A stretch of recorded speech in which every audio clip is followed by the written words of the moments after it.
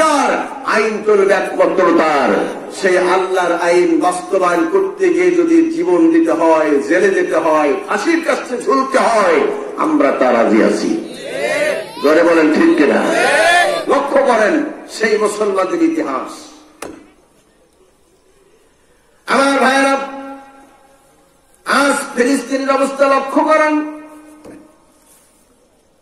এখান থেকে 3 জুমা আগে ফিলিস্তিনের মুসলমানরা জুমা নামাজ আদায় করবে, কিন্তু ইহুদিরা বাইতুল মাকদাসকে ঘিরে রেখেছি। তারা নিরাপত্তার চাদরে ঢেকে রেখেছে যাতে করে মুসলমানরা বাইতুল মাকদাসে গিয়ে নামাজ আদায় না করতে পারে। মুসলমানরা প্রতিজ্ঞা করল, আমার আগে যত নবী এসেছেন তারা মার খেয়েছেন, নবীর সাহাবারা এসেছে তারা মার খেয়েছে, আজকের দরকার হয় বুকের তাজা রক্ত ঢেলে দেব, বাইতুল মাকদাসকে সামনে রেখে আজকের নামাজ আদায় করেই ছাড়বো। তারা প্রতিজ্ঞা করেছে। এই প্রতিজ্ঞা করে তারা সামনে এগিয়ে গিয়েছে। বাইতুল মাকদাসের সামনে গিয়ে জোরে একটা স্লোগান দিয়েছে, লিল্লাহি তাকবীর, আল্লাহু আকবার। এই পৃথিবীতে ইহুদি, খ্রিস্টান এবং তাদের মদতপুষ্ট নাস্তিক আর মুর্তাদেরা কোনো কিছুতে ভয় না পাইলেও মুসলমানের স্লোগানে তাদের আত্মা প্রকম্পিত হতে থাকে। কাঁপতে কাঁপতে ওরা জায়গাটা ফাঁকা করে দিয়েছে। জায়গাটা ফাঁকা হয়ে গেল, বাইতুল মাকদাসের সামনে হাজির হয়ে গেল 50,000 মুসাল্লিরা বাইতুল মাকদাস সামনে নিয়ে উৎফুল্ল চিত্রে জুমার নামাজ আদায় করেছে। একটা ছোট্ট বাচ্চা, তার বয়স হলো 7 বছর, ছোট্ট বাচ্চার দিকে ওই দেশের সেনাবাহিনী বন্দুকের নলকে খাড়া করে ধরেছে তার বুকের দিকে। বাচ্চাটা বন্দুকের নল এক হাত দিয়ে ধরেছে, আরেক হাত দিয়ে আঙ্গুল দিয়ে আর্মির দিকে ইশারা করে বলে, শোনো, তোমার হাতে বন্দুক বলে তুমি আমার দিকে নলটা খাড়া করে দিয়েছ, শুনে রাখো একদিন না একদিন তোমার হাত থেকে বন্দুক পড়ে যাবে আর তুমি গুলি চালাতে পারবে না। শুনে রাখো এই কথাখানা, আমি মুসলিম বাচ্চা, আমি আমার বুকে তুমি গুলি চালাও, বুকটা ঝাঁঝরা হবে, তারপরও বাইতুল মাকদাস আমি ছেড়ে দিতে পারি না। এটাই হলো মুসলমানের পরিচয়। আর আমরা বাংলাদেশের মুসলমানরা বন্দুকের নল দেখলে 80 মাইল গতিতে দৌড়াই। কথা বলেন ঠিক কিনা? জোরে বলেন ঠিক কিনা? আমার ভাইরা, আমাদের অভ্যাস হলো এরকম, একজন মার খায়, একজন রক্ত দেয়, একজন জেলে যায়, আরেক মুসলমান সে মিষ্টি বিতরণ করে, আনন্দ করে, হাতে তালি মারে। না এই দেশে নাই, কিন্তু আমার খুলনার দিকের কথা বলছি, আপনার আবার মাইন্ডে নিয়েন না। আমার ভাইয়া, আজকের বাংলাদেশের সমস্ত মানুষ বিপদে না থাকলেও বিপদে আছে যারা ওই আয়াতে কারিমার আয়াতের উপরে যারা আমল করে মানুষকে দাওয়াত দিচ্ছে।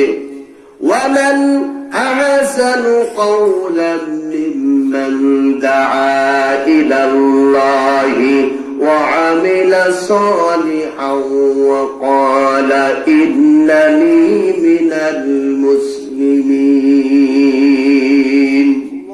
এটা আমার নবীর প্রতি আল্লাহ অবতীর্ণ করেছেন, আর নবীর মাধ্যমে গোটা উম্মতকে আল্লাহ পাক জানিয়ে দিচ্ছেন, নবীর উম্মতকে, যে আপনি আপনার উম্মতকে বলে দিন যারা আমার রাস্তায় ডাকে তাদের কথার চাইতে আর কাদের কথা উত্তম হইতে পারে। সুবহানাল্লাহ, জোরে বলবেন না?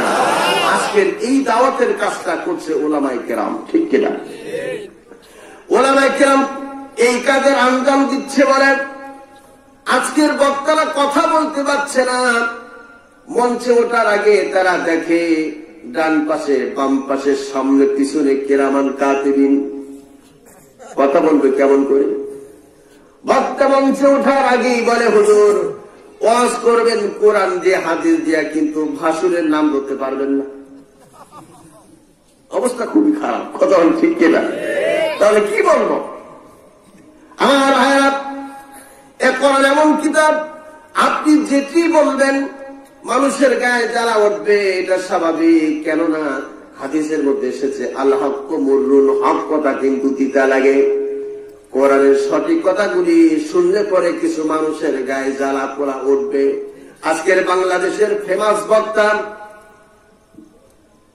মিজানুর রহমান আল আজহারী, যেখানে তিনি যাচ্ছেন লক্ষ লক্ষ মানুষের সমাগম হচ্ছে, অনেক মানুষের চক্ষু সুর হচ্ছে, এত মানুষ আমরা ডাকলে তো আসে না, অথচ কি বা জাদুকরা ছড়িয়ে দিয়েছে, যেখানে যায় ময়দান লোকে লোকারণ্য হয়ে যায়। এ বিজয় দিচ্ছেন কে? আরো জোরে বলেন কে? আল্লাহ বিজয় দিচ্ছেন।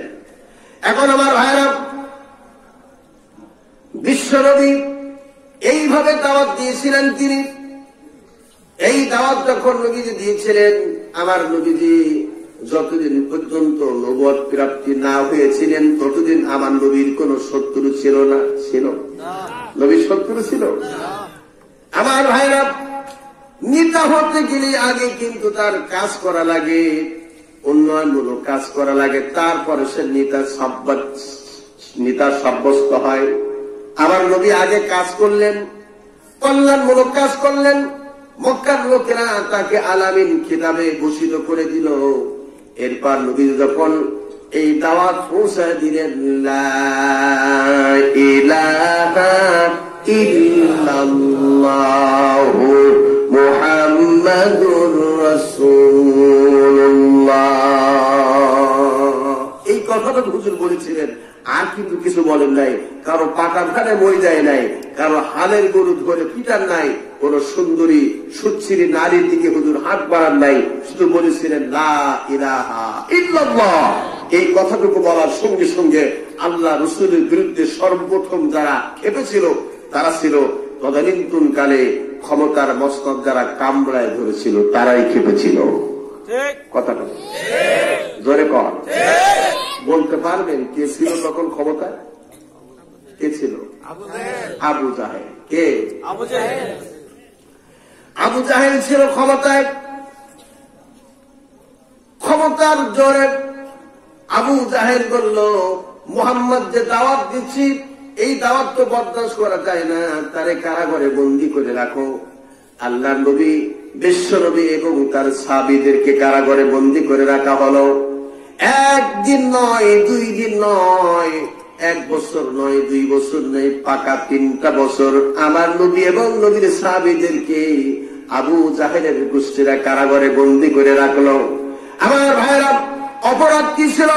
এই কোরআনের দাওয়াত তাম বিশ্বের মানুষের কাছে পৌঁছে দিতে চেয়েছিলেন বলে তাদেরকে কারাগারে বন্দী হওয়া লেগেছে।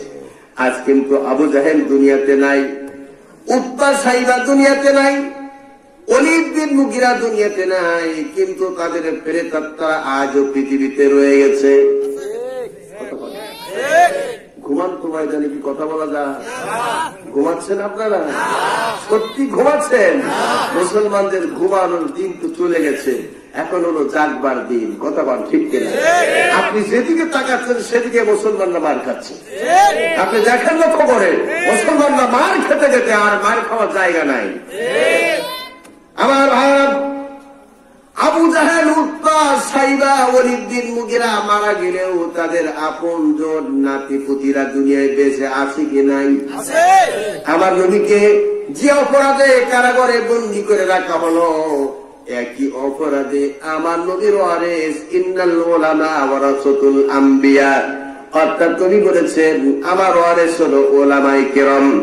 আমার নবীকে যে কারণে কারাগারে বন্দী করে রেখেছিল, আমার নবীর ওয়ারিসকে ওই একই কারণে কারাগারে বন্দী করে রাখা হয়েছে। 1 বছর নয়, পাকা 10টি 11টি বছর পার হতে চলেছে।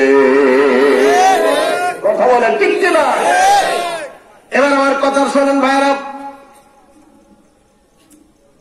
এই কারণে কারাগারে বন্দী করে রাখা হয়েছে। এই কোরআনের দাওয়াত যারা দেয়, আর এই দাওয়াত শুরু হয় দুনিয়া থেকে আর শেষ হয় গিয়ে জান্নাতুল ফিরদাউসে। এই মানুষেরা দুনিয়ার থেকে দাওয়াত দিচ্ছে।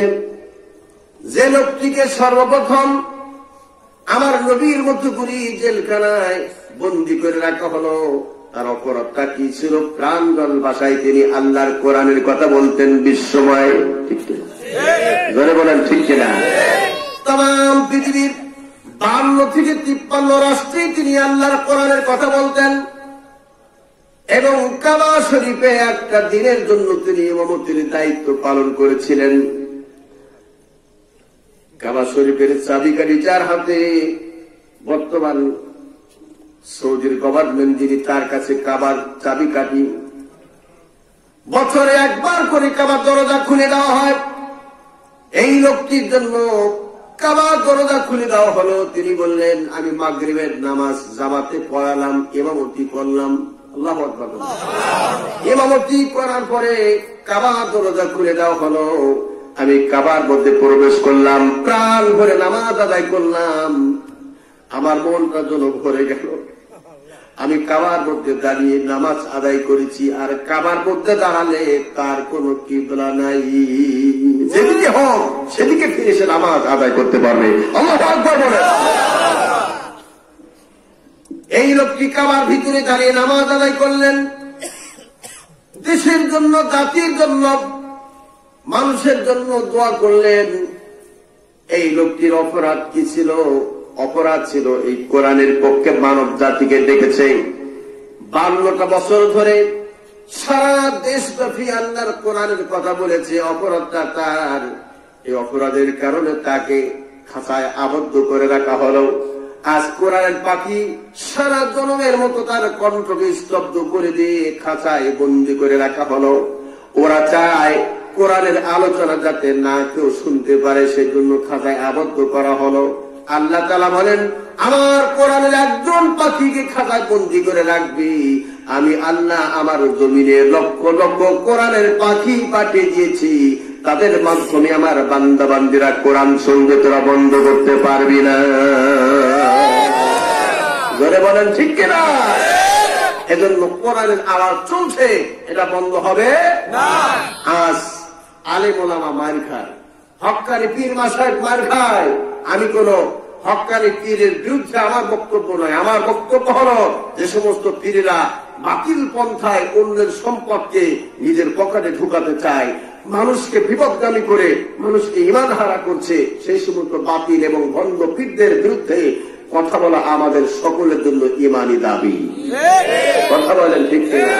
আজকের এই লোকগুলির গায়ে কোনো জ্বালা নাই। তার মানে আপনার যে ঈমান আছে তার প্রমাণ হবে, পৃথিবীর কোন কন্যার যদি একজন মুসলিম বিপদে মুসিবতে ভোগে, তাহলে আপনার কলিজার মধ্যে একটু না দিবে, এর নাম হলো ঈমান।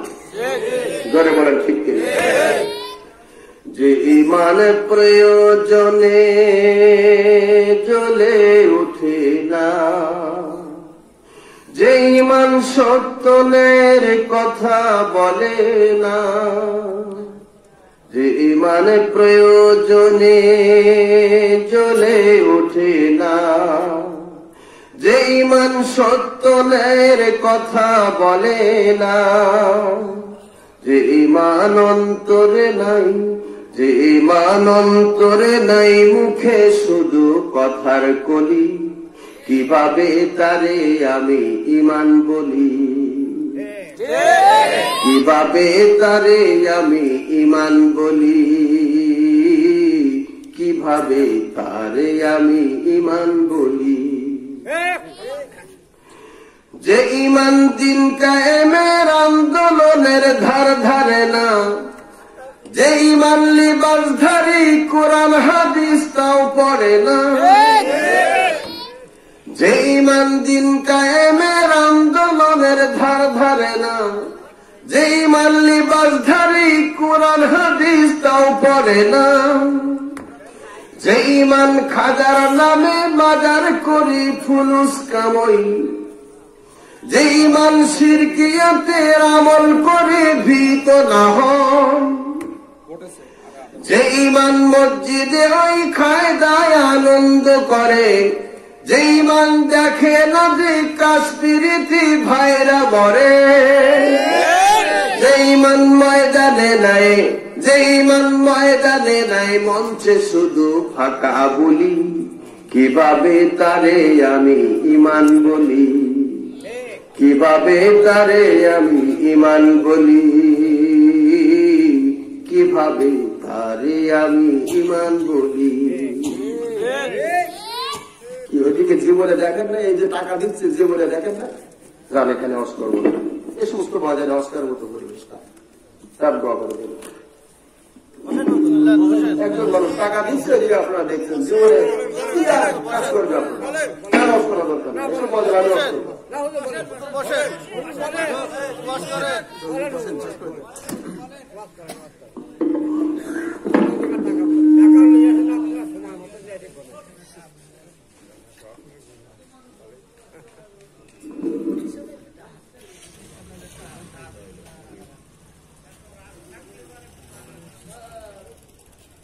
একজন টাকা দিতেই পারে, সেদিকে অভাব করে টাকা দিচ্ছে, এটা জালসা, এটাকে টাকা দিবে মানুষ, এই টাকা কি আছে? আল্লাহ আমাদের মাফ করুন, বলুন আমি, আরো ধরে বলো আমি।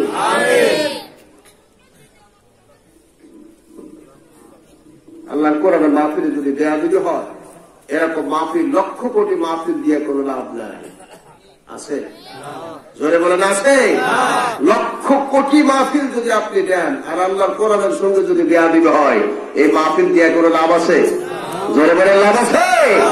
আর একটা জিনিস মনে করবেন, একটা বিশাল ফুল বাগিচা, একটা বিশাল বাগ বাগিচা, বাগানকে নষ্ট করার জন্য একটা হুকুম পেছাই যথেষ্ট, আর একটা কোরআনের মাহফিল নষ্ট করে দেওয়ার জন্য এক দুইজন লোকই যথেষ্ট, বেশি লোক লাগে না, ঠিক কিনা? কথা বলেন ঠিক কিনা? আমার ভাইরা, এই জন্য আজকের আমাদের অবস্থা ঠিক এরকম হয়েছে, এক মুসলমান মার খায়, জেলে যায়, ফাঁসির কাছে ঝুলে রক্ত দেয়, আরেক মুসলমান দেখে আনন্দ উল্লাসে মেতে ওঠে। ধরে বলেন ঠিক কিনা? আনন্দ উল্লাস আপনার মনে হয়? আমার ভাইরা,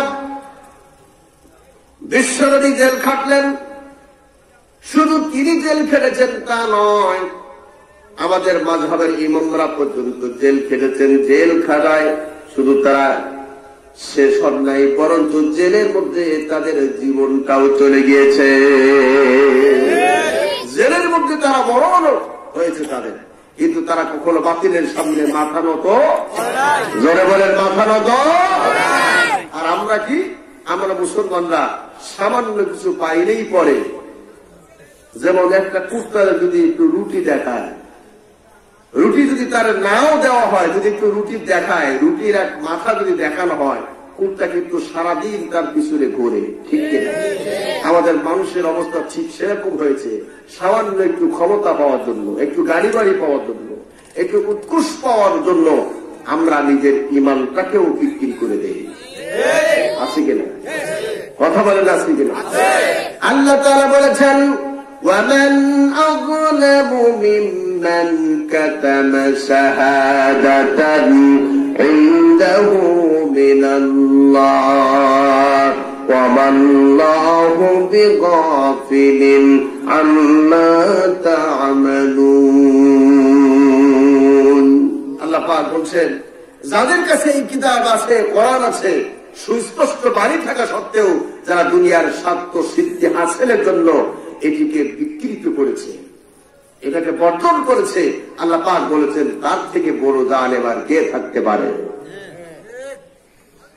আমার ভাইরা, আমার খুলনা এলাকায় আছি, যদি সামান্য টাকা পয়সার মালিক হয় আর গাড়ি বাড়ির মালিক হয়, আর সেই সঙ্গে যদি পুঁটি মাছের মতো সামান্য ক্ষমতা পায়, পুঁটি মাছও অল্প পানি পায়ং ফরফরায়ং, পুঁটি মাছ যদি অল্প পানি পায় তাহলে তার ক্ষমতার গতি বেশি বাড়ায়, কথা কয় না?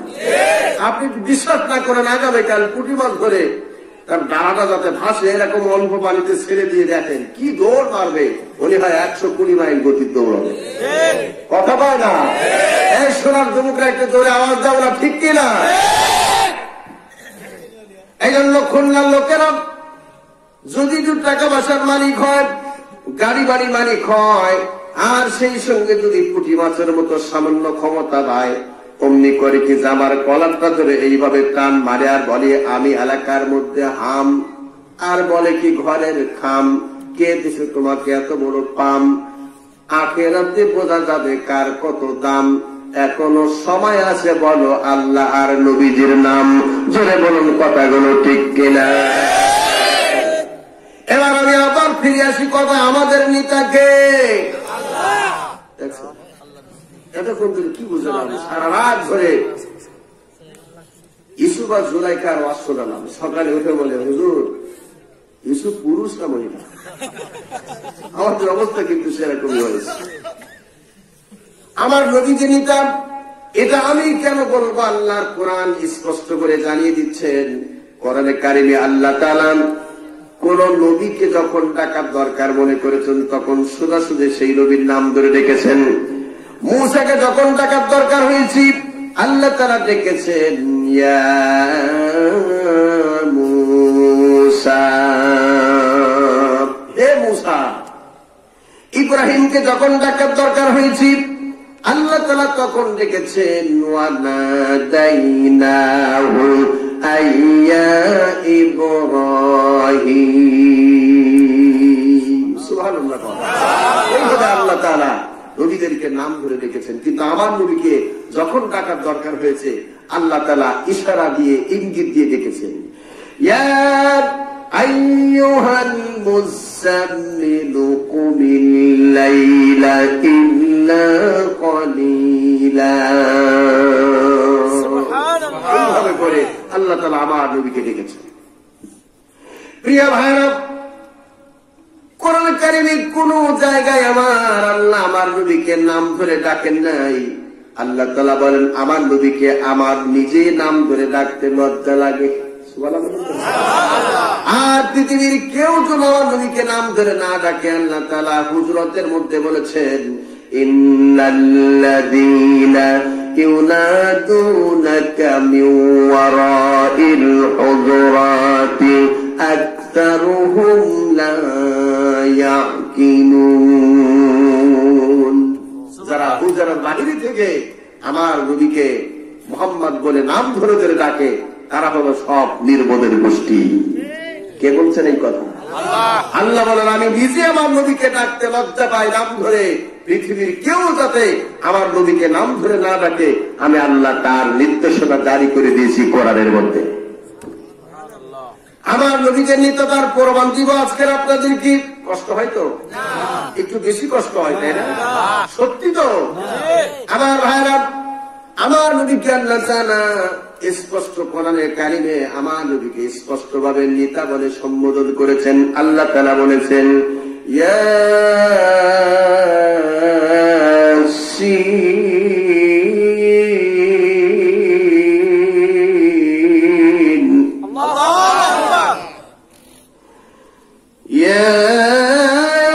ইয়াসিন ওয়াল কুরআনিল হাকীম।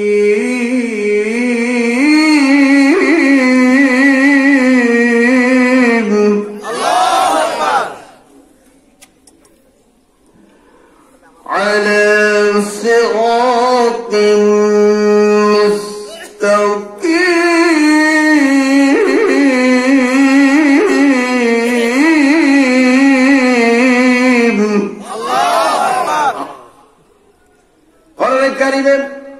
আল্লাহ তাআলা আমার নবীকে স্পষ্ট করে ডেকেছেন ইয়াসিন। ইয়া মানে হলো কাউকে ডাকার জন্য ব্যবহার হয় হরফে নিদা, আর সিন মানে হলো সাইয়েদ। আরবিতে বলা হয় সাইয়েদ, আর এর বাংলা অর্থ হলো নেতা, ইংলিশে বলা হয় লিডার। আল্লাহ তাআলা আমার নবীকে কোরআনে কারিমে সোজাসুজি হে নেতা বলে সম্বোধন করেছেন। ইয়া মানে হলো হে, আর সিন মানে হলো নেতা। তাহলে দুইটা একসঙ্গে মিলালে কি হয়? হে নেতা। সুবহানাল্লাহ বলবেন না? আমার নবীকে স্পষ্ট আল্লাহ তাআলা বলছেন হে নেতা। আমার ভাইরা, এই পৃথিবীতে কত মানুষ নেতৃত্ব দিল, আমার নবীর মতো এমন নেতা পৃথিবী থেকে আর পাওয়া যাবে না। আমার নবী 100 বছরের শ্রেষ্ঠ মানব নয়, আমার নবী 1000 বছরের শ্রেষ্ঠ মানব নয়, আমার নবী 1 লক্ষ বছরের শ্রেষ্ঠ মানব নয়, আমার নবী 1 কোটি বছরের শ্রেষ্ঠ মানব নয়। আমার নবী পৃথিবীতে একমাত্র শ্রেষ্ঠ মানব। এমন মাঝি তিনি, এমন নৌকা তিনি বানিয়েছেন, সেই নৌকার মাঝে আমার নবী নিজে। ওরে দুঃখ কষ্টের ওই নৌকা খানি নাই ডুবার ভয়, ওরে নাই ডুবার ভয়, ওরে নাই ডুবার ভয়। পারে কে যাবি নবীর নৌকাতে আয়, পারে কে যাবি নবীর নৌকাতে আয়। বেসরা নে যারা তুফানে যাবে মারা একই ধাক্কা, ঠিক না? নবী না মানে যারা তুফানে যাবে মারা একই ধাক্কা। ওরে কি করবি তোর বদর গাজী, থাকবি কোথায় ওরে, থাকবি কোথায় ওরে, থাকবি কোথায়। পারে কে যাবি নবীর নৌকাতে আয়, পারে কে যাবি নবীর নৌকাতে আয়। ওই দুঃখ কষ্টের ওই নৌকা খানি নাই ডুবার ভয়, ওরে নাই ডুবার ভয়, ওরে নাই ডুবার ভয়। পারে কে যাবি নবীর নৌকাতে আরো জনে কম, ঠিক না? আমার ভাইরা, একটা কথা বলে আলোচনা শেষ করব। আগামীকাল আপনাদের আতাইকুলা থেকে ঢাকার দিকে একটা বাস যাবে। কষ্ট হচ্ছে না তো আমার সোনার ভাইরা, আমার মুরব্বী বাবাজিরা, আপনাদের কষ্ট হচ্ছে না তো? সত্যি তো। আগামীকাল সকালে আতাইকুলা থেকে একটা বাস যাবে ঢাকার দিকে। খুব খেয়াল করবেন, এই বাসটার সিট ক্যাপাসিটি খুব ভালো। এই বাসের মধ্যে আবার এসি আছে, আবার এই বাসের ড্রাইভারও ভালো, কন্ট্রাক্টর ভালো, হেল্পারও ভালো, আবার এই বাসের আলো বাতিও খুব ভালো। আমার কিন্তু ওইদিকে লক্ষ্য করছেন, এইদিকে আমি কখনো পছন্দ করি না। আমার কিন্তু আগামী ছেড়ে দেব, এই মঞ্চে আপনারা হাত পা লাগাবেন না। আপনারা যা চাচ্ছেন আমি জানি, চুপ করে বসে থাকেন, কোন স্লিপ দেবেন না, কেউ স্লিপ দেবেন না। আমার একটা সময় আছে, আপনার কি চান আমি জানি, ঠিক কিনা? কথা কয় না, আমি কি বোকা নাকি? আমার ভাইরা, আগামীকাল সকালে আতাইকুলার দিকে ঢাকার দিকে একটা বাস যাবে। এই বাসটির গাড়ি, এই বাসটির সিট ক্যাপাসিটি খুব ভালো, এই বাসটির ড্রাইভার ভালো, কন্ট্রাক্টর ভালো, হেল্পার ভালো। আমার এই বাসটি আপনাকে ঢাকায় নিয়ে যাবে মাত্র 50 টাকা ভাড়া। এসিও আছে গাড়ির মধ্যে। এখন আমি আপনাদের জানতে চাই, 50 টাকা ভাড়ায় এত সুন্দর বাস আপনি যাবেন না? যাবেন না? এত সুন্দর, সবকিছু কমপ্লিট, সিট ক্যাপাসিটি ভালো, এসি আছে, ড্রাইভার ভালো, কন্ট্রাক্টর ভালো, হেল্পার ভালো, বাতি আলো সব ভালো আছে, ভাড়াও 50 টাকা। আপনি যাবেন না কেন? কিন্তু একটা সমস্যা আছে, বাসের কিন্তু ব্রেক নাই। যাবেন? কথা কয় না, যাবে? এবার লক্ষ্য করলে আমার ভাইরা, এই বাসটির সব যেমন ভালো আছে, শুধু ব্রেক নাই বলে আপনি যাবেন না, ফিরে নিলেও আপনি যাবেন না। এই পৃথিবীতে অনেকগুলি দল আছে কি নাই? কথা বল না। এই পৃথিবীতে অনেকগুলি দল আছে, অনেকগুলি মত আছে। গণতান্ত্রিক দেশে আপনি আপনার ইচ্ছা মোতাবেক যে দল খুশি আপনি করতে পারেন আমার ভাইরা, কিন্তু শুনে রাখবেন যে দলের কর্ম পদ্ধতির মধ্যে আল্লাহর কোরআন নাই, ওই দলটাই হলো ব্রেকবিহীন গাড়ির মতোই।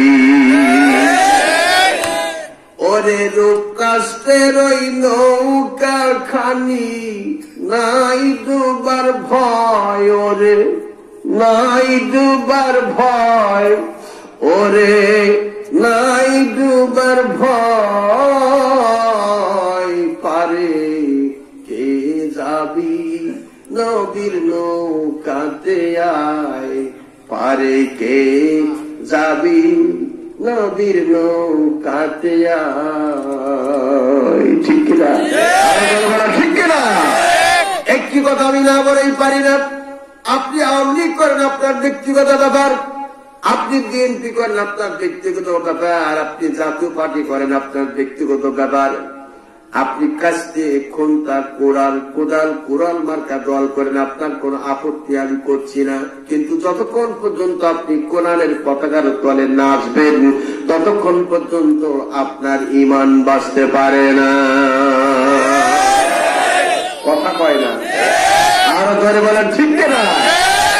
এবার যদি কেউ মনে করেন হুজুর আপনি কৌশলে রাজনীতি করলেন, আমি মনে করবো আপনি রাজনীতি বোঝেন না। কথা বলেন ঠিক কিনা?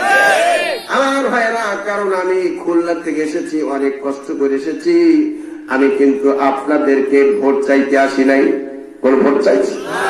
আমার কোন দলের ক্যাম্পাস কি আমি করতে এসেছি? আমি একটি কথা বলে এসেছি যে আল্লাহ তাআলা কোরআনে কারীমের মধ্যে আমাদেরকে বলতে বলেছেন, ইয়া আইয়ুহার রাসূল বাল্লিগ মা উনজিলা ইলাইকা মির রাব্বিক। আল্লাহ তাআলা বলেছেন, নবী হে, আপনার প্রতি আমি কোরআনে কারীমে যা কিছু নাযিল করেছি তা খুলে খুলে আমার প্রতিটি বান্দা বান্দির কাছে আপনি পৌঁছায় দেন। সেই দায়িত্ব পালন করতে এসেছি। আমি কোন রাজনৈতিক কথাবার্তা বলতে আসি নাই। কথা বলা ঠিক কিনা? এখন আমার ভাইরা, তারপরও কিন্তু কিছু কিছু মানুষের শরীরে চুলকানি শুরু হয়ে গেছে, আমি দেখতে পাচ্ছি। আমার আলোচনার মধ্যে বারাংবার আছে বাংলাদেশের 64 জেলায় আল্লাহ তাআলা সব জেলায় আমাকে আলোচনা করার সুযোগ করে দিয়েছেন। আমার ভাইরা, আমি গবেষণা করে দেখেছি বাংলাদেশের সব থেকে একটি জেলায় বেশি বেগুন উৎপাদন হয়। সেই জেলার নাম হলো যশোর জেলা। দোআঁশ মাটি বলে বেশি বেগুন উৎপাদন হয়। শুধু যশোর জেলার মানুষেরা যে বেগুন খায় তা নয়, যশোরের পার্শ্ববর্তী জেলা বাগেরহাট, সাতক্ষীরা, ঝিনাইদহ, কুষ্টিয়া, মাগুরা, এরপর আপনাদের পাবনা, আপনারা কিন্তু বেগুন কম ছাড়েন না। কথা কন ঠিক?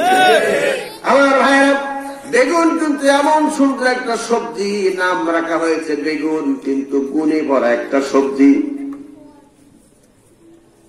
সকালবেলা আমার মারা, আমার চাচি আম্মা, খালাম্মারা এই বেগুনটা চাকা চাকা করে কাটে, তেল লবণ হলুদ মাখায়া ভাজে, সকালে পেট করে আমরা ভাত খাই। ঠিক কিনা?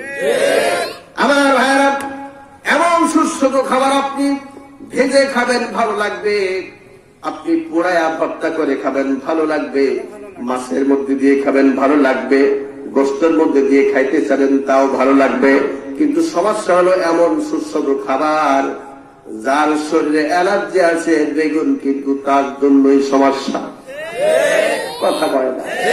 আমার ভাইরা, অনুরূপ ভাবে কোরআনের মাহফিল এবং দেশে একই রকম সমস্যা। সব জিনিস বরদাস্ত করতে পারে, কোরআনের হক কথাগুলি সেই লোকগুলি বরদাস্ত করতে পারে না যাদের শরীরের মধ্যে মুনাফিকের রক্ত আছে।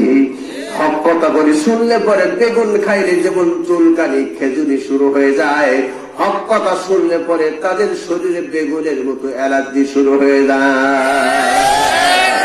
আছে কিনা? এই লোকগুলিকে আল্লাহ তাআলা কোরআনে কারীমে মুনাফিকগুলি সাব্যস্ত করেছেন। এখন আমি জানতে চাই মুনাফিকের জায়গা জানি কোথায়? একেবারে জান্নাতের উচ্চ মাকামে। কোথায়? ইন্নাল মুনাফিকিনা ফিদ দারকিল আসফালি মিনান নার ওয়া লান তাজিদ লাহুম নাসীরা। এই মুনাফিকদের জায়গা হলো জাহান্নামের সর্বনিম্ন স্তরে। আর সেই দিন মুনাফিক বিপদে পড়লে কেউই তারা সাহায্য করতে আসবে না। আজ পৃথিবীতে একজন মুনাফিক বিপদে পড়লে লক্ষ কোটি মুনাফিক এগিয়ে আসে তাকে উদ্ধার করার জন্য। কিয়ামতের দিন মুনাফিকের পক্ষে কেউ সাপোর্ট দিবে না, কথা কয় না। এখন এরকম মুনাফিক পৃথিবীর অন্য রাষ্ট্রে থাকলেও আপাতত আল্লাহর ওলিদের পদধূলিতে ধন্য শাহজালাল, শাহ ফরিদ, তিতুমির, শরিয়াতুল্লাহ, খান জাহান আলীর, শাহ মাহমুদের পদধূলিতে ধন্য। বাংলাদেশে এরকম মিথ্যাবাদী নাই, মুনাফিকের কোন জাত বংশ এই দেশে নাই, আছে। মুনাফিকের আলামত হলো তিনটা। হাদিসের মধ্যে এসেছে আয়াতুল মুনাফিকি সালাসুন, মুনাফিকের আলামত হলো তিনটা। এক নম্বর, ইযা হাদ্দাসা কাযাবা, মুনাফিক যখন কথা বলে কথায় কথায় মিথ্যা কথা বলে। এরকম মুনাফিক আছে কিনা? কথা কও। আমার ভাইরা, এই মুনাফিকদের অভ্যাস হল গাছ কাটে নিজে, গাড়িতে আগুন লাগায় নিজে, নিজ হাতে মানুষকে হত্যা করে লাশের মিছিল দেয়। আবার যখন মামলা চাপায় দেয় তখন কিন্তু বিনা দোষী মানুষের উপরে মামলা চাপায়া দেয়। আছে কিনা? আরে ভাই, এ এলাকায় না থাকতে পারে, আমার খুলনা এলাকায় আছে। আমার ভাইরা, এখন আপনাদের কাছে আমি জানতে চাই, দুনিয়ায় অন্যায় অবিচার চলছে, এই বিচার আল্লাহ একদিন করবেন কি করবেন না? কি করে করবে? আল্লাহ তো আগের থেকে অনেকটা বুড়া হয়ে গেছে, দাঁত পড়ে গিয়েছে, চোখে কম দেখে, কম দেখে। জবান খুলে বলুন, আল্লাহ কি আমাদের জন্য শ্রেষ্ঠ বিচারক নয়? আলাইসাল্লাহু বিআহকামিল হাকিমিন। আল্লাহ বলছেন, আমি কি তোমাদের জন্য একমাত্র শ্রেষ্ঠ বিচারক নই? সুতরাং এই পৃথিবীতে যা কিছু ঘটছে বিচার করবেন কে? আরো জোরে বুঝছে বলো। তাই বিচারপতি তোমার কাছে বিচার না পেলে কোথায় বিচার পাবো আমি? কার কাছে গেলে, কার কাছে গেলে?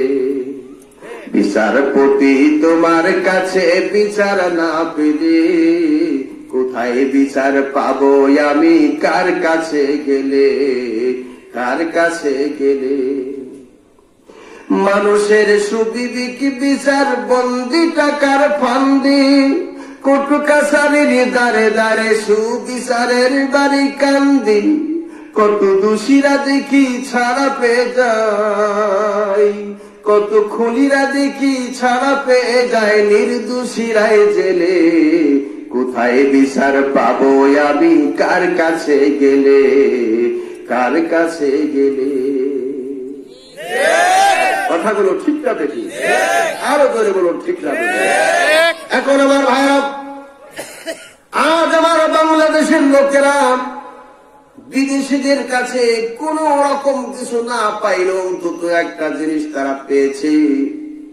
নবীজি বলেছেন মুনাফিকের আলামত তিনটা। প্রথম আলামত হলো মিথ্যা কথা বলে।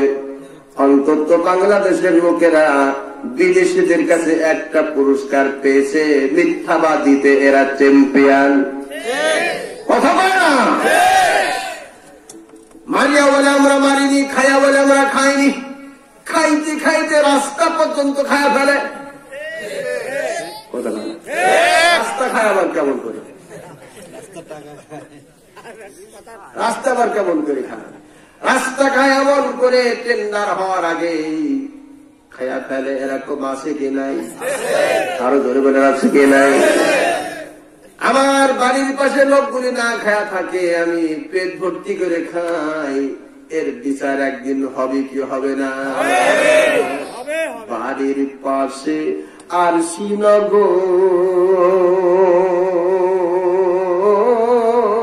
শ্রীনগর সিথায় এক ঘর গরিব বসত করে, সেথায় এক ঘর পড়শি বসত করে। আমি একদিনও না খাবার দিলাম তারে। ঠিক কত লোক যে বিপদে মুসিবতে চলছে, অসুস্থ অবস্থায় চিকিৎসা করতে পারছে না, সেদিকে খবর নাই। যারা বড় হচ্ছে তারা আঙ্গুল ফুলে কলা গাছ হচ্ছে। বড় বড় ঠিক না? কেউ তাল গাছের মতো আস্তে করে বড় হচ্ছে, আবার কেউ টেনটেনে শুকিয়ে মারা যাচ্ছে। কথা বলেন ঠিক না? অমাবস্যার পরে যেমন পূর্ণিমা আসে, পূর্ণিমার পরে যেমন অমাবস্যা আসে, শীতের পরে যেমন গরম আসে, গরমের পরে যেমন আবার ঘুরে শীত আসে, গাড়ির চাকা যেমন ঘুরে উপর সাইড ঘুরে নিচে আসে, নিচের সাইড ঘুরে আবার উপরে যায়, যায় কিনা? ক্লাইমেটে যেমন পরিবর্তন হয়, সব জিনিসের পরিবর্তন তো একদিন হবে। এই বাংলার মানুষের মনের পরিবর্তন তো একদিন আছে। তবে একটা বাহিনী যদি একটু পরিবর্তন দেখায়, মাত্র 20% নিরপেক্ষতা দেখায়, তাহলে সেই দিন বাংলাদেশের মানুষেরা আনন্দে উল্লাসে একটাবার স্লোগান দিবে আর বলবে, পালারে পালা, জলদি পালা, নইলে তোদের গলে ঝুলবে তালা। পালারে পালা, জলদি পালা, নইলে তোদের গলে ঝুলবে তালা। হকও আসছে, বাতিল তো কাঁপছে, ছিনিয়ে নেবে ওরা গলার মালা। পালারে পালা, জলদি পালা, নইলে তোদের গলে ঝুলবে তালা। আরো করে বলা ঠিক না? আমার ভাইরা, যদি কষ্ট না হয় আপনাদের আমি বলি, হযরত মূসা আলাইহিস সালামকে আল্লাহ তাআলা বললেন, মূসা রে, এখন তোমার সামনে বড় একটা পরীক্ষা। মূসা বলেন, আল্লাহ, জীবনে কত পরীক্ষা দিলাম, আবার কি পরীক্ষা দেওয়া লাগবে? আল্লাহ বলেন, মূসা রে, ওই দেখো ফিরআউনের সঙ্গে তোমাকে লড়াই করতে হবে। আল্লাহ তাআলার নির্দেশ মোতাবেক মূসা আলাইহিস সালাম যাচ্ছেন ময়দানের দিকে। আল্লাহর দিকে তাকায় বলে, রব্বুল আলামিন, আমি তো একদম একলা, তোমার জমিনে রাজত্ব কায়েম করে আছে ফিরআউন, তার আছে বহু বড় বাহিনী, বাহিনীর সামনে তুমি আমাকে একলা ময়দানে নামায়া তুমি কি তামাশা দেখছো নাকি? আল্লাহ তাআলা বলেন, মূসা, তুমি চিন্তা করো না, লা তাহজান ইন্নাল্লাহা মা'ানা। তুমি চিন্তা করো না, আমি আল্লাহই তোমার সঙ্গে আছি। মূসা আলাইহিস সালাম চিন্তা করলেন, আমার সঙ্গে কেউ থাকুক আর না থাকুক, কিন্তু আল্লাহ আমার সঙ্গে আছেন, আমার আর কোনো চিন্তা নাই। আমার ভাইরা, আজ বাংলাদেশের মুসলমানরা হক কথা বলতে গেলেই মার খায়, নিজের অধিকার আদায় করার কথা বললে কিনে মার খায়। আজ ঢাকাতে একটা স্কুলে মেয়েদেরকে ওড়না পরা নিষিদ্ধ করে দিয়েছে। এই কথা বলতে গেলে আজকে আমরা বাইরে খাবো, কথা পায় না। তারপর কি আমরা বলবো না বন্ধ রাখবো? আমি বলি, ওই স্কুলের প্রধান শিক্ষকের এত স্পর্ধা কে দিয়েছে? তুমি স্কুলের মেয়েদেরকে বলেছো ওড়না ছাড়া স্কুলে আসবে। যদিও গার্ডিয়ানরা সবাই খেপে গিয়েছে, আমরাও আতাই খোলা থেকে হুঙ্কার ছেড়ে দিলাম, আগামীকাল সারা বাংলাদেশে ওই প্রধান শিক্ষকের বিরুদ্ধে মুসলমানরা ময়দানে নামবে, তোমার ফাঁসি চাই। কথা বলে আমার ভাইয়া, আজ কিন্তু বাংলাদেশে আমার নবীর নামে কথা বললে তার ফাঁসি হয় না, আরে আমাদের নামে কথা বললে ফাঁসি হয় না, কোরআন পড়ালে ফাঁসি হয় না। আজকের ফাঁসি হয় কেউ যদি বাবার নামে কথা বলে, বাবার নামে কথা বললে তার ফাঁসি হয় 14 বছর। আজকের তো একজন বলেই ফেলল, যে ব্যক্তি বাবারে না মানবে এই দেশে তার কোন নেতৃত্ব কর্তৃত্ব চলতে দেওয়া হবে না। আমার ভাইরা, জবান করে বলুন, এই জমিন একমাত্র, এই জমিন, এই আসমান, এই সব কিছুর মালিককে। আরো করে অনেকে বলে, হুজুর আমরা ক্ষমতায় বসে আছি। অনেকে বলে না, হুজুর আমরা কিন্তু ক্ষমতা বসে আছি। ওরে গাধা, ক্ষমতায় তুমি বসে আছো না ক্ষমতায় বসে আছেন কে? আল্লাহ। ধরে কর, ওয়াসিয়া কুরসিয়ুহুস সামাওয়াতি ওয়াল আরদ।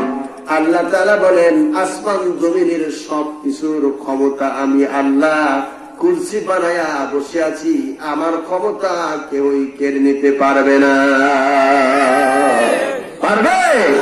কি করে তুমি বলো ক্ষমতা বসে আছো? আমি আবুল বাশার এখান থেকে 1.5 ঘন্টা আগে যেখানে বসেছিলাম, একা ছিলাম, হয়তো কেউ একজন মাঝে মাঝে গিয়ে সালাম দিচ্ছে, মুসাফা করছে, খাওয়া দাওয়া দিয়েছে।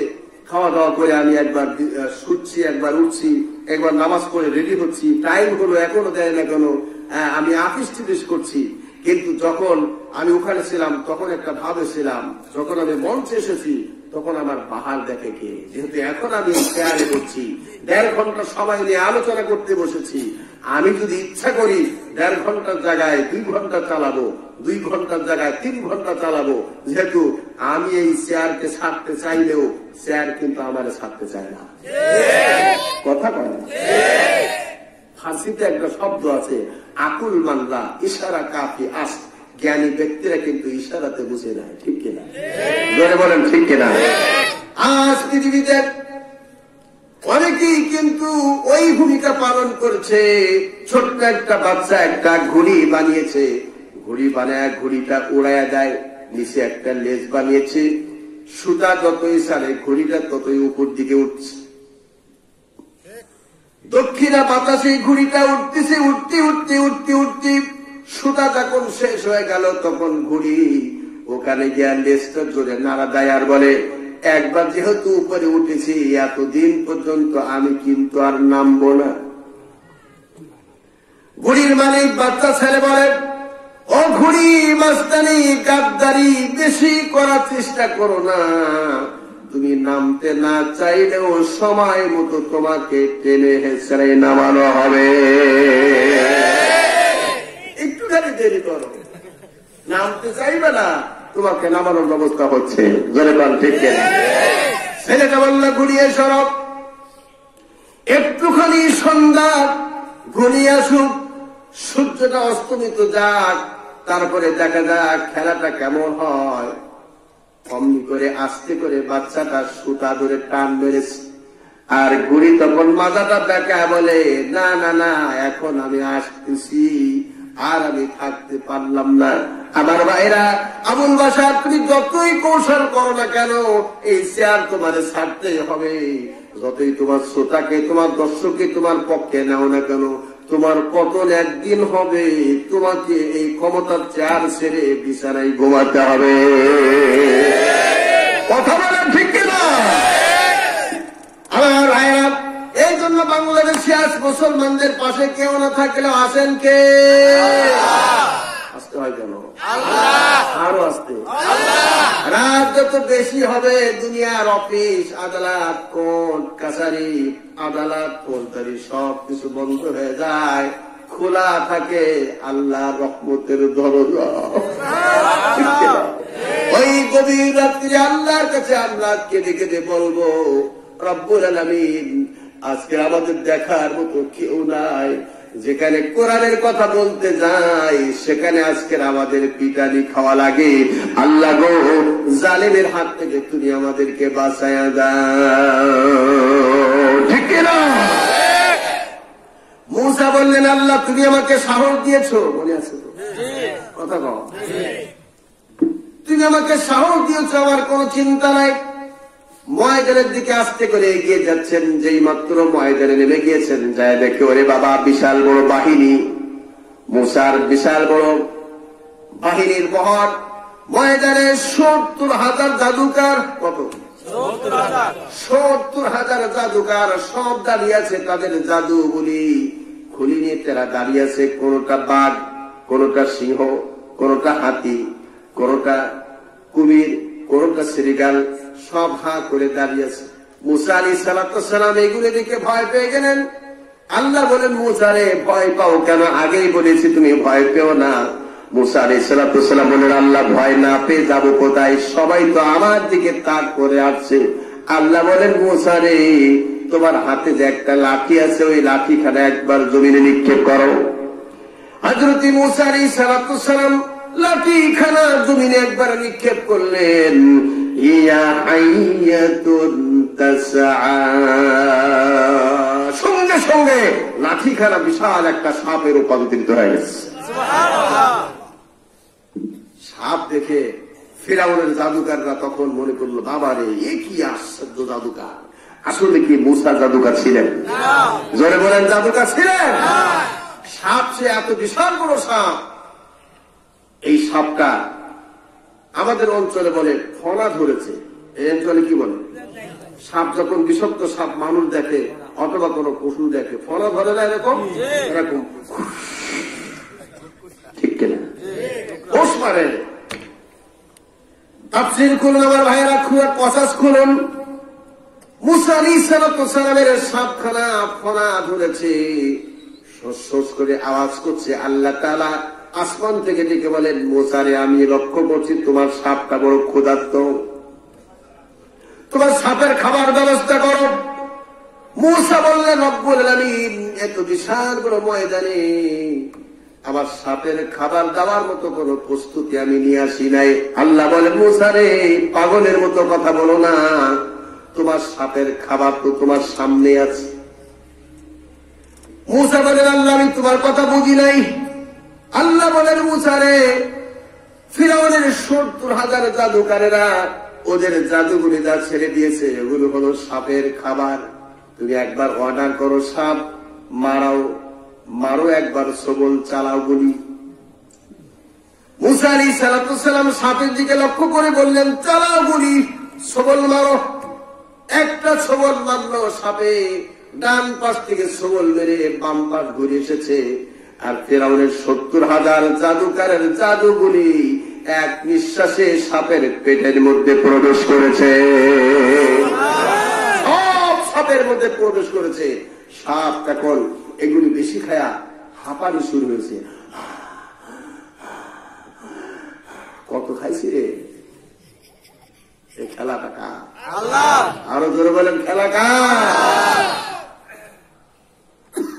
জাদুকার গুলি তখন সব আঙ্গুল মুখের মধ্যে দিয়ে আঙ্গুল চিবায় আর বলে, আহারে, মনে করেছিলাম ডিজিটাল পদ্ধতিতে গণনা হবে, আমি তাল গাছ মার্কায় দিব, চলে যাবে গাব গাছ মার্কায়। কথা কয় না? আজ প্রযুক্তি কিভাবে খাটানো হয়েছে আমার ভাইরা, যতই প্রযুক্তি করো না কেন, যতই ষড়যন্ত্র করো না কেন, আল্লাহ তাআলা বলেন, ওয়ামাকারু ওয়ামাকারাল্লাহু ওয়াল্লাহু খায়রুল মাকিরিন। আল্লাহু আকবার। তোমরা ষড়যন্ত্র করো, আমি আল্লাহ কোন ষড়যন্ত্র বুঝি না, ঠিক কিনা? বরঞ্চ তোমাদের সকল ষড়যন্ত্রকে নস্যাৎ করে দেওয়ার ক্ষমতা আমি আল্লাহ রাখি। যতই প্রযুক্তি টেনে নিয়ে আসো, একদিন না একদিন সমস্ত প্রযুক্তিকে নস্যাৎ করে দিয়ে আমি আল্লাহ আমার গোলামদেরকে ক্ষমতার মস্তকে বসাবো। জোরে বলেন, ঠিক কিনা?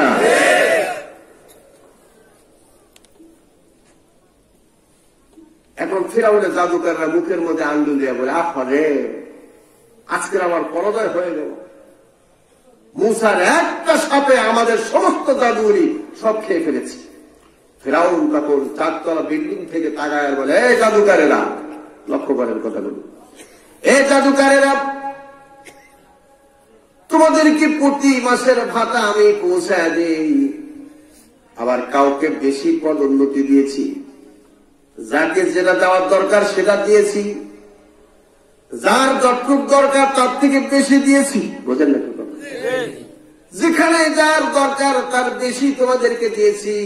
তারপরও কেন তোমাদের চোখের সামনে মুসার একটা সাপে তোমাদের জাদুগুলি সব খেয়ে ফেলেছে, তোমরা কি তামাশা দেখছো নাকি? অমনি করে ফিরআউনের জাদুকারেরা মুখের ভিতর থেকে আঙ্গুলটা টেন কান দিয়ে বের করে নিয়ে এসে বলে, ও জাহাপনা, আপনি ৪ তলায় বসে লাফালাফি করছেন কেন? এত পারেন যদি আপনি ময়দানে এসে মুসার সঙ্গে লাগেন তো দেখি। এত ক্ষমতা আপনার, নিচে আসেন, একটু মুসার বাহিনীর সঙ্গে লাগেন তো দেখি। আমার ভাইরা, তার মানে হল এত আকাশচুম্বী জনপ্রিয়তা আপনাদের, তাহলে আপনারা কেন ফাঁকা একা একা আসেন না? বাহিনী কেন লাগে? বাহিনী বাদ দিয়া ময়দানে যদি একটা দিনের জন্য আসতে পারেন, তাহলে বোঝা যাবে কত আকাশ চুম্বি আপনাদের। কথা বলেন ঠিক কিনা? আমার ভাব, আল্লাহর কোরআনের প্রেমিকরা অস্ত্র নাই, রাইফেল নাই, বন্দুক নাই, কিছু নাই, শুধুমাত্র লিল্লাহি তাকবীর, আল্লাহু আকবার স্লোগান দিবে। আর বাহিনী বাদ দিয়ে যারা ময়দানে আসবে, ওরা পালানোর জায়গা পাবে না। তিন দিকে ভারত, একদিকে বঙ্গোপসাগর। ওদিন তারা ওই সাগরে চুপনি খায় খায় মরবে। আল্লাহর জমিনে ইঁদুরের গর্ত পর্যন্ত তারা খুঁজে পাবে না। পালারে পালা, জলদি পালা, নইলে তোদের গলে ঝুলবে তালা। পালারে পালা, জলদি পালা, নইলে তোদের গলে ঝুলবে তালা। হক আসছে, বাতিল তো কাঁপছে, ছিনিয়ে নেবে তোদের গলার মালা। পালারে পালা, জলদি পালা, নইলে তোদের গলে ঝুলবে তালা। কষ্ট হচ্ছে আপনাদের? আমি যদি আরো 1 ঘন্টা কথা বলি কষ্ট হবে, 2 ঘন্টা কথা বলি কষ্ট হবে, 3 ঘন্টা কথা বলে কষ্ট হবে। হুজুর ওয়াজ করেন, আপনার ওয়াজ কত টেস্ট লাগে হুজুর। ওয়াজ শুনতে শুনতে 2 ঘন্টা শুনবো, 3 ঘন্টা শুনবো, 4 ঘন্টা শুনবো। ওয়াজ শুনতে শুনতে মারা যাবো, কিন্তু নামাজ পড়বো না। এখানে এমন লোক আছে জোহর পড়ে নাই, আসরও পড়ে নাই, মাগরিব পড়ে নাই, ইশাও পড়ে নাই। অনেকে মনে করছে তওবা করে নিয়েছি, ফজরও পড়বো না, যা আছে কপালে। এরকম যদি হয় আমার ভাইরা, এ কোরআনের মাহফিল শুনে তাদের জন্য কোনো উপকার আসবে না। আসবে? যারা বলেন আসবে। নবী করিম সাল্লাল্লাহু আলাইহি ওয়াসাল্লাম বলেছেন, লা সালাতা লিমান লা দীনা লাহু, যার নামাজ নাই ইসলামে তার কোনো অধিকার নাই। যারা বলেন ঠিক না? মাস্তানি, গাদ্দারি, পরমাণিকগিরি করবেন আপনি। ইসলাম কেন দেশেও আপনার কোন অধিকার নাই, যেহেতু আপনার নামাজ নাই। ইসলাম আপনাকে কোন স্থান দেয় না। যারা বলেন ঠিক কিনা? এজন্য আমরা সবাই কি নামাজ পড়বো? কথা কয় না, আরো কথা কন, জোরে কথা কন। নামাজ পড়বো তো? আপনি শোনেন না যে আমাদের আজকে সারা দুনিয়াব্যাপী 40 লক্ষ মসজিদ, কত? 40 লক্ষ মসজিদে 5 বার আযান হয়। 540 কত? গ্রামের লোকের এত হিসাব বোঝে, তারপরও বলে গেছে 540 কত? 200। সারা দুনিয়ার সর্বপ্রথম আযান শুরু হয় ইন্দোনেশিয়ার সুমাত্রা দ্বীপ থেকে। ওখানে ফজর আযান শুরু হয় এবং এই ফজর আযান গিয়া মরক্কো সাগরের পাড়ে গিয়ে ওইখানে যখন ফজরের আযান হয়, সেই টাইমে আবার জোহরের আযান হয় সুমাত্রা দ্বীপে। সুবহানাল্লাহ। 1 সেকেন্ডের জন্য আযান বন্ধ না। এরপরও আমার এই দেশে পৃথিবীর কোন জায়গায় আযান নিয়ে কটুবাক্য উচ্চারণ করেছে এমন কোন নজির আমাদের কাছে নাই। কিন্তু এই দেশে অনেক কুলাঙ্গাররা বলেছে, মসজিদে যখন আযান হয় তখন আমার মনে হয় বেশ্যাতার খরিদ্দার ডাকছে। বাংলার জমিনে যদি কারোর গলায় ফাঁসি দেওয়ার দরকার হয়, এই কুলাঙ্গারের গলায় আগে ফাঁসির দরকার ছিল। জোরে বলেন ছিল কিনা? অথচ আমার দেশের জাতীয় কবি, তিনি তার জীবনের সুন্দর কবিতাগুলি তিনি বলেছেন, মসজিদের পাশে আমার কবর দিও ভাই, তোর সকাল সন্ধ্যা 5 ওয়াক্ত নামাজের আযান শুনতে পাই। আল্লাহ তার প্রতিভা কবুল করে নিয়েছেন কিনা? জোরে বলেন নিয়েছেন কিনা? আমরা মসজিদে কত সুন্দর আযান শুনতে পাই। আল্লাহু আকবার,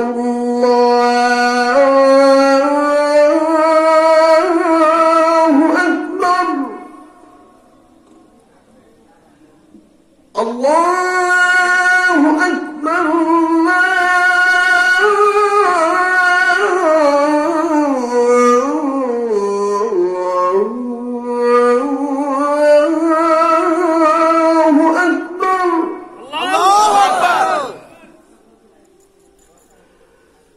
أشهد أن لا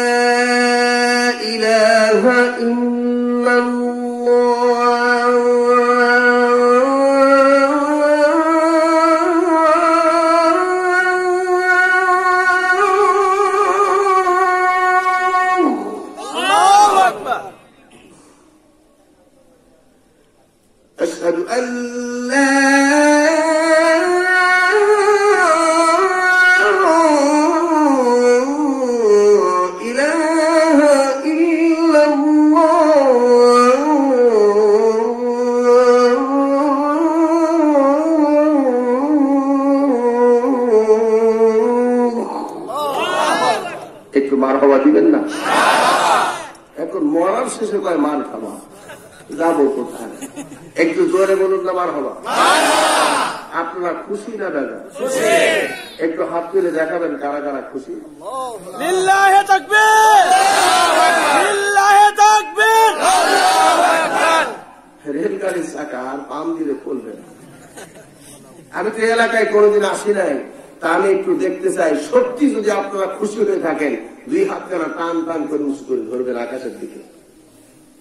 নৌকা আবার চালাক, অর্ধেক হাত তোলে। তোমাদের জ্বালাই তো বলি, একটু হাত কানা টান টান করে দেখান। হাত টান টান করে আমরা একটু নামাজের ওয়াদা করি।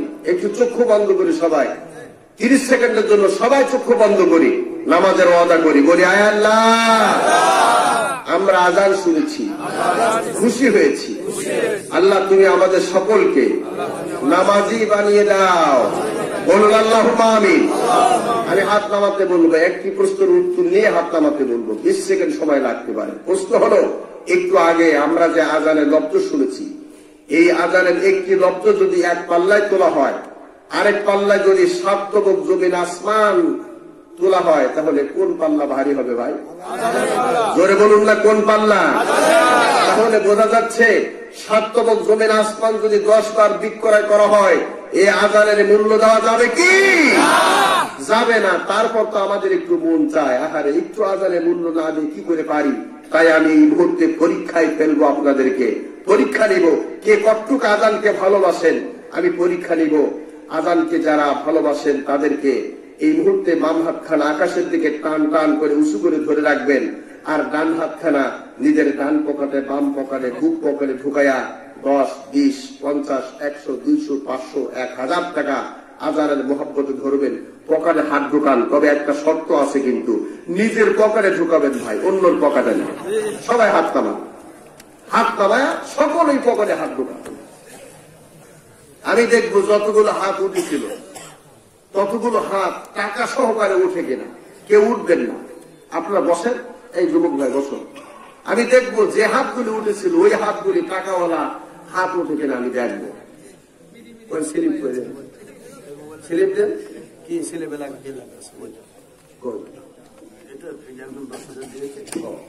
জি বলবো।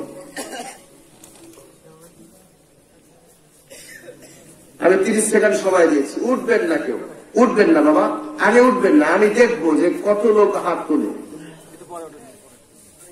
আমি পরিবেশ তৈরি করে দিই।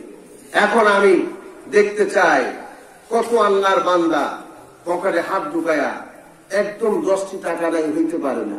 যদি নিজের কাছে না থাকে, তাহলে আপনার প্রতিবেশী ভাই অথবা বাবাজি বসে আছে, ওনার কাছ থেকে ধার নেন, কালকে দিয়ে দিবেন। এইবার সবাই আল্লাহু আকবার বলে হাত তোলেন। সুবহানাল্লাহ। সবাই হাত তুলেছে টাকা সহ। লিল্লাহে তাকবীর, লিল্লাহে তাকবীর। দানকারীরা, দানকারীরা নারায়ে তাকবীর। হাত নামান। আপনারা কেউ উঠবেন না। এই ভাই আপনি উঠেন, রুমাল ধরেন, ওনার সঙ্গে আরেকজন ওঠেন। এই কোনা থেকে আরেকজন একটু চাদর অথবা রুমাল ধরেন। কেউ উঠবেন না। এখানে মারেন। এই 10,000 টাকা কে দিয়েছে? নামটা বলুন। আজাদ ভাই। আজাদ ভাই আপনার 10,000 টাকা দিয়েছে। লিল্লাহে তাকবীর। আল্লাহ কবুল করো, জানে মানে বরকত দাও। এই 1000 টাকা ছিল সাগর খন্দকার 1000 টাকা দিয়েছে। আল্লাহ কবুল করো, জানে মানে বরকত দাও। 5,000 টাকা। নাম কি আপনার?